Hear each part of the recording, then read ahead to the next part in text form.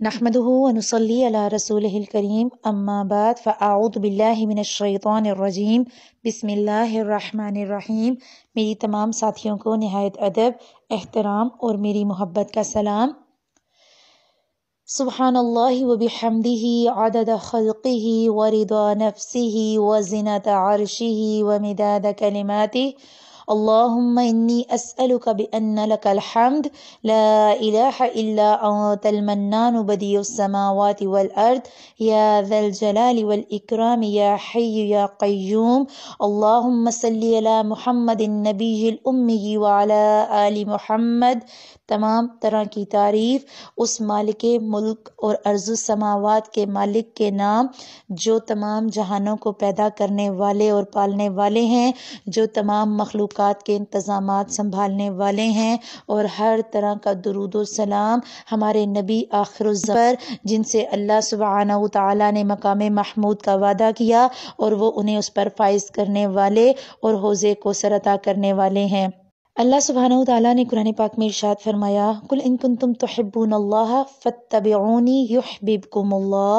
اگر تم اللہ سے محبت کرتے ہو تو کیا کرو؟ فاتبعونی، میری اتباع کرو۔ آپ صلی اللہ علیہ وسلم کہہ رہے ہیں کہ اگر تمہیں اللہ سے محبت ہے تو میری اتباع کرو، اور اتباع کا مطلب ہوتا ہے قدم با قدم پیچھے چلنا، ایز اٹ از فالو کرنا۔ جیسے ہوتا ہے نا، ماں یا باپ قدم رکھ رہے ہوتے ہیں اور بچہ اس سے کاپی کر رہا ہوتا ہے، تو اس طرح اسے کہتے ہیں فاتبعونی، تو تم اتباع کرو میری، تو کیا کرے گا؟ یحببکم اللہ، اللہ تم سے محبت کرے گا، ویغفر لکم ذنوبکم، اور اللہ سبحانہ وتعالیٰ تمہارے گناہوں کو بخش دے گا۔ اور ایک اور جگہ اللہ تعالیٰ فرماتے ہیں، یختص برحمتہ من یشاء، اللہ تعالیٰ مخصوص کر لیتے ہیں اپنی رحمت کو جس کے لیے وہ چاہتے ہیں، واللہ ذو الفضل العظیم، اور اللہ تعالیٰ تو بڑے فضل والے ہیں۔ اللہ سبحانہ وتعالیٰ کا کرم اور اس کا احسان کہ اللہ نے آپ کو اور مجھے ایک نیک مقصد کے لیے جوڑا۔ آپ کا اور میرا مقصد یہ وائسز سننا، اس کتاب کو پڑھنا صرف اور صرف اس لیے ہے کہ ہمارے ایمان میں اضافہ ہو، ہم اپنے آپ کو اس تیاری میں ڈال سکیں، ہم بھی اپنے نیکیوں والے فرشتے کو تھکا سکیں، ہم بھی برائیاں اس فرشتے کے ساتھ کریں جو ہماری گناہ کو لکھے، اور ہم فوراً سے توبہ کریں اور اس فرشتے کو ہمارے گناہوں کو مٹانا پڑے۔ اللہ سبحانہ وتعالیٰ اس نیک کام میں ہمارا ساتھ دیں، اللہ ہمیں ثابت قدمی دیں، اور اللہ سبحانہ وتعالیٰ آپ کے میرے ساتھ کو اس دنیا میں بھی قائم و دائم رکھیں، حشر کے میدان میں ہمیں اکٹھی جماعت بنا کر اٹھائیں، اور اللہ تعالیٰ آخرت میں ہمیں جنت الفردوس عطا کریں۔ بسم اللہ الرحمن الرحیم۔ ہم چلتے چلتے اس دروازے کے قریب آ گئے جہاں سے حشر کا راستہ تھا۔ میں نے صالح سے دریافت کیا، کیا اب ہمیں واپس میدان حشر جانا ہوگا؟ کیوں؟ کیا وہاں جانے کا شوق ختم ہو گیا؟ صالح نے حیرت سے پوچھا۔ نہیں، ایسی کوئی بات نہیں، میں صرف سوچ رہا تھا کہ یہاں آ گیا ہوں تو اپنے گھر والوں سے مل لوں۔ جب ہم شروع میں یہاں آئے تھے تو تم مجھے براہ راست اوپر لے گئے تھے، اب تو میرے گھر والے امت محمدیہ کے کیمپ تک پہنچ چکے ہوں گے۔ تم انسان اپنے جذبوں کو تہذیب کے لفافے میں ڈال کر دوسروں تک منتقل کرنے کے عادی ہو، کھل کر کیوں نہیں کہتے کہ تم اپنی گھر والی کے پاس جانا چاہتے ہو؟ یہ بار بار گھر والوں کے الفاظ کیوں بول رہے ہو؟ صالح نے میری بات پر ہنستے ہوئے تبصرہ کیا اور پھر مسکرا کر بولا، شرماؤ نہیں، ہم وہیں چلتے ہیں، یہ خادم تمہاری ہر خواہش پوری کرنے پر مامور ہے۔ ہم جس دنیا میں تھے وہاں راستے، وقت اور مقامات سب کے معنی اور مفہوم بدل چکے تھے، اس لیے صالح کا جملہ ختم ہونے کے ساتھ ہی ہم اسی پہاڑ کے قریب پہنچ گئے جس کے ارد گرد تمام انبیاء اور اس کے امتوں کے کیمپ لگے ہوئے تھے۔ شاید میں نے تمہیں پہلی دفعہ یہاں آتے وقت یہ بتایا تھا کہ اس پہاڑ کا نام اعراف ہے، اسی کی بلندی پر تم گئے تھے، اور یہ دیکھو امت محمدیہ کا کیمپ قریب آ گیا۔ ہم پہاڑ کے جس حصے میں تھے وہاں اس کا دامن بہت دراز تھا، اس لیے وہاں بہت گنجائش تھی، مگر وہ پورا مقام اس وقت ان گنت لوگوں سے بھرا ہوا تھا۔ پہاڑ کے ارد گرد اس وقت رش شاید کسی اور جگہ نہیں تھا۔ میں نے صالح سے مخاطب ہو کر کہا، لگتا ہے سارے مسلمان یہاں آ گئے۔ نہیں، بہت کم آئے ہیں۔ امت محمدیہ کی تعداد تو بہت زیادہ تھی، اس لیے اس کے مقربین اور صالحین کی تعداد بھی بہت زیادہ ہے، ورنہ بیشتر مسلمان تو ابھی میدان حشر میں پریشان گھوم رہے ہیں۔ تو میرے زمانے کے مسلمان بھی یہاں ہوں گے۔ بدقسمتی سے تمہارے معاصرین میں سے بہت کم لوگ یہاں ہیں۔ رسول اکرم صلی اللہ علیہ وسلم کی امت کے ابتدائی حصے کے لوگوں کی بہت بڑی تعداد یہاں موجود ہے۔ آخری زمانے کے البتہ کم ہی لوگ یہاں آ سکے۔ تمہارے زمانے میں تو زیادہ تر مسلمان دنیا پرست تھے یا پھر فرقہ پرست۔ اللہ سبحانہ وتعالیٰ سے دعا کریں، اللہ تعالیٰ ہمیں فرقوں کے اختلافات سے نکال کر صحیح دین پر چلنے والا بنائے۔ اللہ سبحانہ وتعالیٰ ہمارے دماغ سے یہ فرقہ واریت نکالے اور ہمیں باعمل مومن بنائے، ایسا مومن جو اللہ کو پسند آئے۔ تو اب آپ نے اور میں نے یہ کرنا ہے کہ ہم نے اپنے آپ کو اللہ سبحانہ وتعالیٰ کے لیے تھکانا ہے، بہترین راستے پہ تھکانا ہے۔ یہاں آخری زمانے کے کم ہی لوگ آ سکے ہیں۔ تمہارے زمانے میں تو زیادہ تر مسلمان دنیا پرست تھے یا فرقہ پرست۔ یہ دونوں طرح کے لوگ فی الوقت میدان حشر کی سیر کر رہے ہیں، اس لیے تمہارے جاننے والے تو یہاں بہت کم ہوں گے، اور جو ہوں گے ان سے تم جنت میں داخلے کے بعد دربار میں مل لینا۔ یہاں تو ہم صرف تمہارے گھر والوں سے ملاقات کر کے تمہاری آنکھیں ٹھنڈی کریں گے اور فوراً واپس لوٹیں گے، خبر نہیں کس وقت حساب کتاب شروع ہو جائے۔ اب یہ آپ کو ٹھنڈی کریں گے کہ الفاظ سے دعا یاد آ گئی ہوگی، ربنا حب لنا من ازواجنا وذریاتنا قرۃ اعین، اے اللہ ہماری خامدوں، ہماری بیویوں اور ہماری اولادوں کو ہماری آنکھوں کی ٹھنڈک بنا۔ تو یہ ٹھنڈک اللہ سبحانہ وتعالیٰ ہمیں آخرت میں اور حشر میں بھی دیں گے۔ یہ دربار کیا ہے؟ سالے کی گفتگو میں جو چیز ناقابل فہم تھی میں نے اس کے بارے میں دریافت کیا۔ حساب کتاب کے بعد جب تمام اہل جنت جنت میں داخل ہو جائیں گے تو ان کی اللہ سبحانہ وتعالیٰ کے ساتھ ایک نشست ہوگی۔ سبحان اللہ، اللہ پاک آپ کو اور مجھے یہ نشست نصیب کرے۔ اس کا نام دربار ہے۔ اس نشست میں تمام اہل جنت کو ان کے مناسب اور مقامات رسمی طور پر تفویض کیے جائیں گے۔ یہ لوگوں کی ان کے رب کے ساتھ ملاقات بھی ہوگی اور مقربین کی عزت افزائی کا موقع بھی ہوگا، اور اللہ سبحانہ وتعالیٰ آپ کو اور مجھے وہ دربار، وہ نشستیں نصیب کرے۔ ہم اللہ سبحانہ وتعالیٰ کے پاس دربار میں بیٹھے ہوں، ہمارے ہمسائے ہمارے پیارے حبیب حضرت محمد صلی اللہ علیہ وسلم ہوں، اور ہم اپنے نبی کے صحابہ، اپنے نبی کی ازواج مطہرات، اپنی امہات المومنین کے ساتھ بیٹھے ہوں انشاءاللہ۔ میں اس سے مزید کچھ اور دریافت کرنا چاہتا تھا، مگر گفتگو کرتے ہوئے ہم کیمپ کے کافی نزدیک پہنچ چکے تھے۔ یہ خیموں پر مشتمل ایک وسیع و عریض بستی تھی۔ اس بستی میں لوگوں کے کیمپ مختلف زمانوں کے اعتبار سے تقسیم تھے۔ بعض خیموں کے باہر کھڑے ان کے مالکان آپس میں گفتگو میں مصروف تھے۔ یہیں مجھے اپنے بہت سے ساتھی اور رفقا نظر آئے جنہوں نے دین کی دعوت میں میرا بھرپور ساتھ دیا، اور ان کو دیکھ کر مجھے اتنی خوشی ہوئی کہ بیان سے باہر ہے۔ یہ وہ لوگ تھے جنہوں نے اپنی جوانیاں، اپنا کریئر، اپنے خاندان اور اپنی خواہشات کو کبھی سر پر سوار نہیں ہونے دیا۔ ان سب کو ایک حد تک رکھ کر اپنا باقی وقت، اپنی باقی صلاحیت، پیسہ اور جذبہ خدا کے دین کے لیے وقف کر دیا تھا۔ اسی کا بدلہ تھا کہ آج یہ لوگ اس ابدی کامیابی کو سب سے پہلے حاصل کرنے میں کامیاب ہو گئے جس کا وعدہ دنیا میں ان سے کیا گیا تھا۔ یہی ہمیں امت مسلمہ کی تاریخ کی بہت سی معروف ہستیاں نظر آئیں۔ ہم جہاں سے گزرے لوگوں کو سلام کرتے ہوئے گزرتے، ہر شخص نے ہمیں اپنے خیمے میں آ کر بیٹھنے اور کھانے پینے کی دعوت دی، جسے سالے شکریہ کے ساتھ رد کرتا گیا۔ البتہ میں نے ہر شخص سے بعد میں ملنے کا وعدہ کیا۔ راستے میں سالے مجھے کہنے لگا، ان میں سے ہر شخص اس قابل ہے کہ اس کے ساتھ بیٹھا جائے۔ تم اچھا کر رہے ہو کہ ان سے ابھی ملاقات طے کر رہے ہو۔ ان میں سے بہت سے لوگوں سے بعد میں وقت لینا بھی آسان نہیں ہوگا۔ اللہ ہمیں وہ ملاقاتیں نصیب کرے۔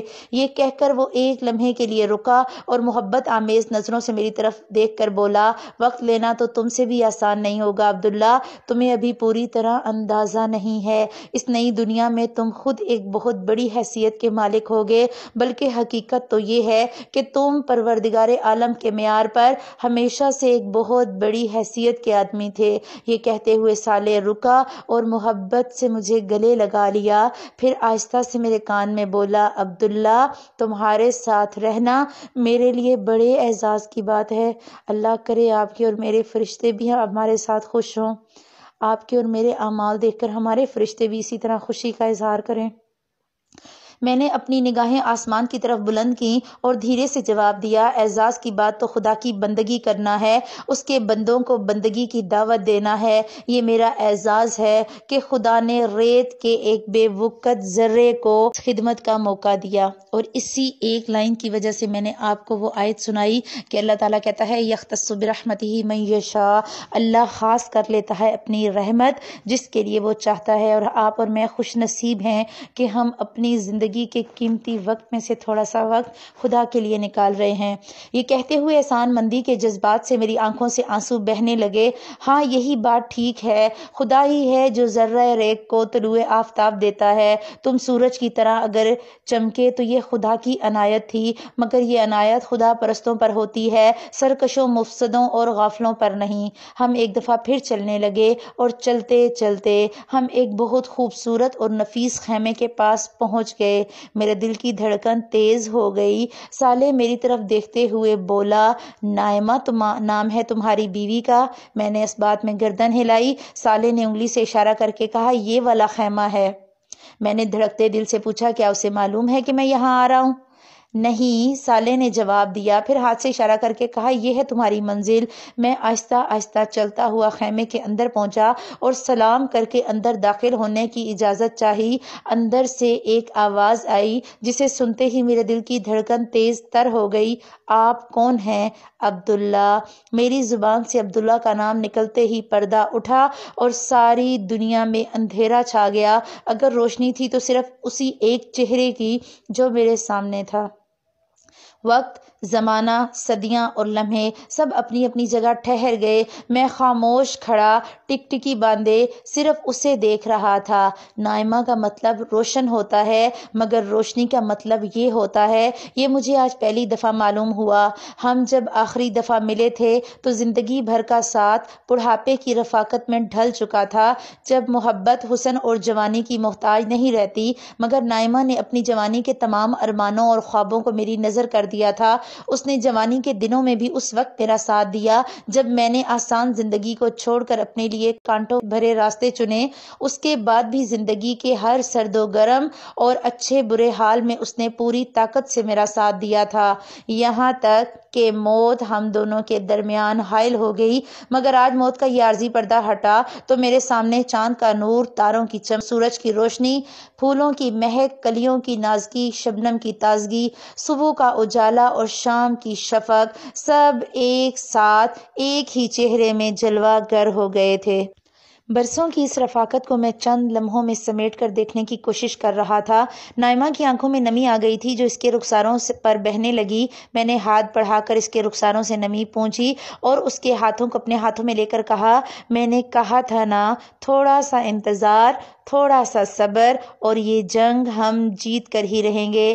میں نے کب آپ کی بات کا یقین نہیں کیا، اور اب تو میرا یقین حقیقت میں بدل چکا ہے۔ مجھے تو بس ایسا لگ رہا ہے کہ آپ کچھ دیر کے لیے گھر سے باہر گئے تھے اور پھر گھر آ گئے۔ ہم نے تھوڑا سا صبر کیا اور بہت بڑی جنگ جیت لی۔ ہمیں جیتنا ہی تھا نائمہ۔ اللہ نہیں ہارتا اور اللہ والے بھی نہیں ہارتے۔ وہ دنیا میں پیچھے تو رہ سکتے ہیں مگر آخرت میں ہمیشہ سب سے آگے ہوتے ہیں۔ اور اب؟ نائمہ نے سوال کرتے ہوئے آنکھیں بند کر لیں۔ شاید وہ تخیل کی آنکھ سے جنت کی اس دنیا کا تصور کر رہی تھی جسے شروع ہونا ابھی باقی تھا۔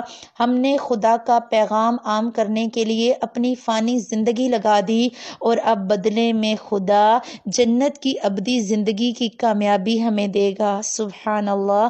یہ کہتے ہوئے میں نے آنکھیں بند کر لیں۔ میرے سامنے اپنی پرمشقت اور جدوجہد سے بھرپور زندگی کا ایک ایک لمحہ آ رہا تھا۔ میں نے اپنی جوانی اور جوانی کے بہترین سال خدا کے دین کی خدمت کے لیے وقف کر دیے۔ اپنی ادھیڑ عمر کی صلاحیتیں اور بڑھاپے کی آخری توانائیاں تک اسی راہ میں جھونک دی تھیں۔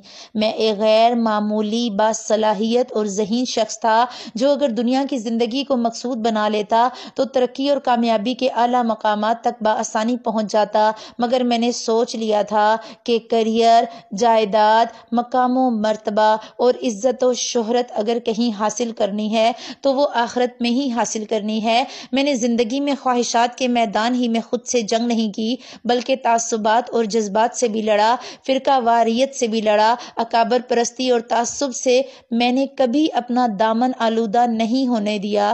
خدا کے دین کو ہمیشہ ایمانداری اور عقل سے سمجھا اور اخلاص اور صدقے دل سے اس پر عمل کیا، اس کے دین کو دنیا بھر میں پھیلایا اور کبھی اس راہ میں کسی ملامت کرنے والے کی ملامت کی پرواہ نہ کی۔ اس سفر میں خدا نے جو سب سے بڑا سہارا مجھے دیا وہ نائمہ کی محبت اور رفاقت تھی، جس نے ہر طرح کے حالات میں مجھے لڑنے کا حوصلہ بخشا، اور اب ہم دونوں شیطان کے خلاف اپنی جنگ جیت چکے تھے، مشقت ختم ہو چکی تھی اور جشن کا وقت تھا۔ ہم اسی حال میں تھے کہ صالح نے کھنکار کر ہمیں اپنی موجودگی کا احساس دلایا اور بولا، آپ لوگ تفصیل سے بعد میں ملیے گا، ابھی چلنا ہوگا۔ اس کے ان الفاظ پر میں واپس اس دنیا میں لوٹ آیا۔ میں نے صالح کا نائمہ سے تعارف کروایا، یہ صالح ہیں، اور پھر ہنستے ہوئے میں نے اپنی بات میں اضافہ کیا، یہ کسی بھی وقت مجھے تنہا چھوڑنے پر آمادہ نہیں ہوتے۔